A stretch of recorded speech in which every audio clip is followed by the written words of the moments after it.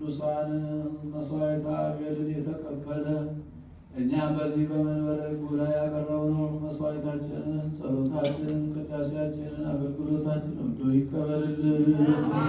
በሰላም ያሳደረን አምላክ በሰላም ያውለን።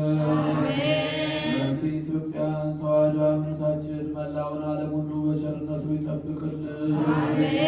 መከራውን፣ ሞቱን፣ ግጭቱን፣ ረሃቡን፣ ስደቱን፣ ጦርነቱን ከዓለማችን ከሀገራችን ከሕዝባችን ያስወግድልን። ሰላሙን፣ አንድነቱን፣ ፍቅሩን፣ መተሳሰቡን ለሕዝባችን ይመልስልን። የታመሙትን በየሆስፒታሉ በየቤታቸው ሆነው ምሕረት የሚሹትን የምሕረት አምላክ የምሕረት እጁን ዘርግቶ ይፈውስልን። ምሕረተ ሕይወትን ለቁመተ ሥጋ ያውቃልን።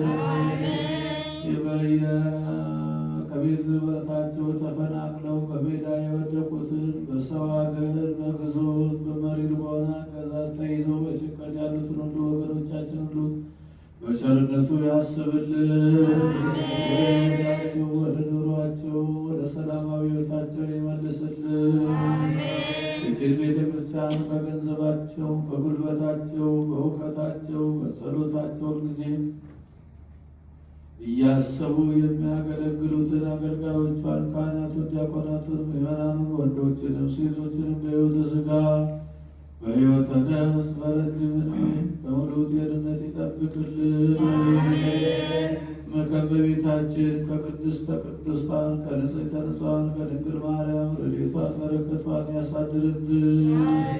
ነፍስ ይማርልን፣ ነፍሰ አመቱ ፍቅርተ ሥላሴ አገረ ሕይወት መንግሥተ ሰማያትን ያወርስልን። በቸርነቱ ይማረን።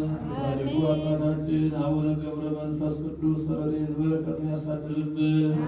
ጾማችንን ጾመ ድነት ጾመ በረከት ያድርግልን። የበዓላቱና ጥምቀቱ በሰላም ያድርሰን። አቡነ ዘበሰማያት